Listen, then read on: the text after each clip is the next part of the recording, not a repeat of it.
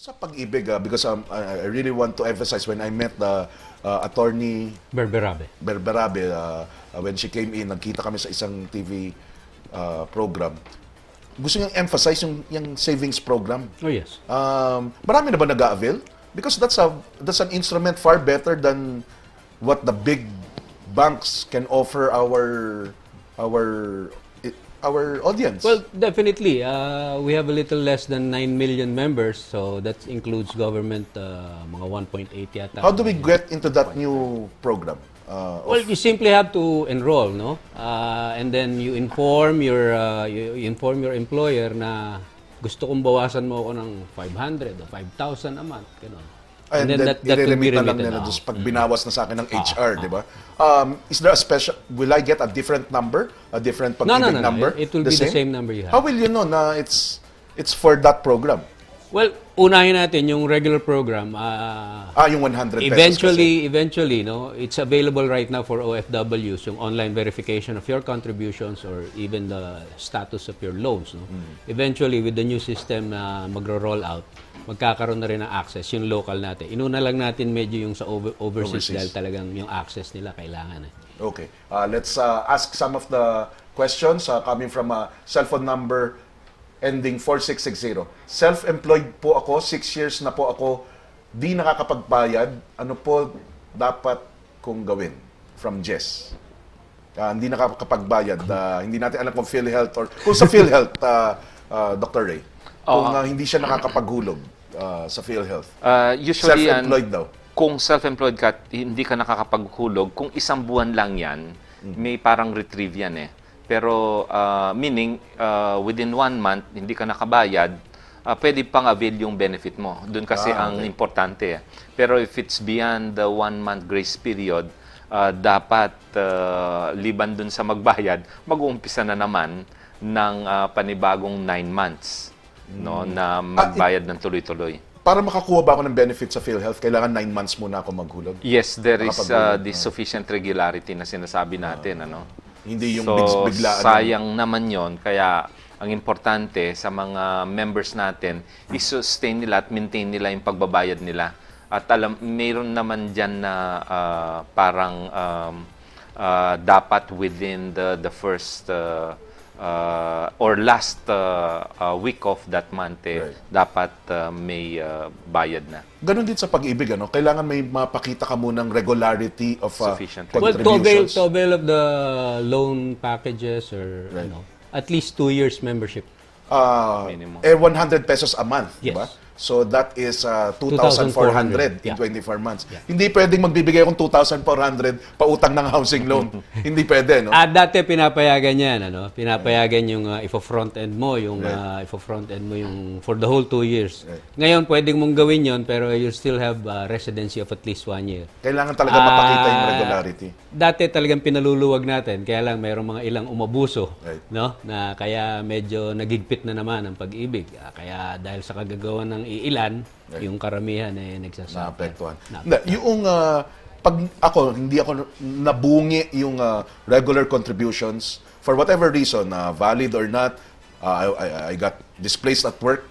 I was unable to continue my contributions. Well, kung ang dahilan is dahil employment-based tayo, kung wala kang trabaho, definitely hindi ka kailangan magbayad. Right. Now, kung may utang ka, dapat yun tuloy-tuloy. Dahil kasama yun doon sa pinirmahan mong promissory note na kasama nung buwan ng hulog mo, yung monthly amortization mo doon sa utang mo, yung monthly contribution mo, yung buwan ng hulog naman para sa membership contribution mo, dapat tuloy-tuloy din. Okay. Let's address the text messages na nanginginig na dumarating. Coming from cellphone number ending 5817. Good morning, sir. Magtanong lang po, hanggang ngayon, hindi pa ba centralized yung system sa pag-ibig? Kasi nag-try ako mag-loan sa amin sa Cebu. Matagal daw yung proseso dahil i-request pa daw yung remittance ko sa Manila. OFW kasi ako. Thanks, Raul Cabardo. Well, yung nabanggit kong sistema, patungo na ron, pagka yung integrated system namin, IISP we call it, pagka nag-roll out yun, mabibigyan lunas na yung mga ganyang problema. Right now, malamang ang nangyari dito, OFW siya ngayon, So naging dormant yung kanyang local membership na nasa Cebu. Ngayon Manila-based na yata. Hindi, Manila-based siya pero nasa Cebu. So siguro, yan yung meron kang nagtrabaho sa Cebu, nagtrabaho sa Right now, ang dapat gawin dun kasi is i-consolidate. Meron siyang request for consolidation of para makita yung records membership. of the different para places. pag-iisahin na lang siya. So yun ang nakakabagal ngayon dyan. Okay. Coming from Mauricio Mabayo, Sir, good AM. Makitanong lang po kung anong maging status sa PhilHealth pag nag-retire na ako bilang government employee. Dr. Ray. Yes, Arman. Kamukha nung nabanggit natin kanina, no? Meron tayong sinasabing lifetime member program. Kapag nakapaghulog po kayo ng 120 contributions, whether tuloy-tuloy o hindi, basta total lang po, o kaya that is equivalent to 10 years of employment, ay pwede na po kayong mag-avail nitong lifetime membership program. Basta more than 60 years old at hindi na employed, pumunta lang po kayo, magtungo sa pinakamalapit na office namin, ipakita nyo po itong pruebang ito at i-issuean po kayo nitong lifetime member ID. So meaning, hindi na po kayo magbabayad ng premium. Yun ang maganda ron. Pero, makakapag-avail po kayo ng mga benepisyo kagaya ng regular paying member. Very good. One last text message bago tayo mag-break from cellphone number ending 8048. Yung anak ko po works in a call center. When he was hospitalized, their company sent document of his contribution. Bakit po nakita ko doon na iba ang contribution ng anak ko per month? May 565, 435, etc. Di po ba one lang yung dapat, I guess, yung contribution? Pwede pa yun i-refund ang overpayment coming from Mrs. Reyes of Laguna? Tungkol po dito, no, meron po kasi tayong salary cap.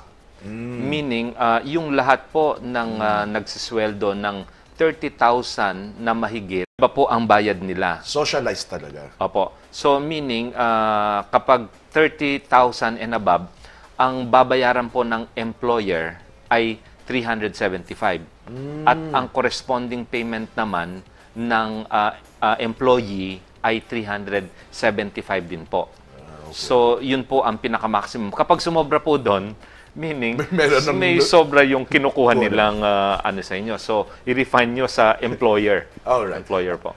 We shall still answer most of your questions. Please keep it coming. Send it to 0917-853-7333. Do not touch that remote. We shall be back after a short break.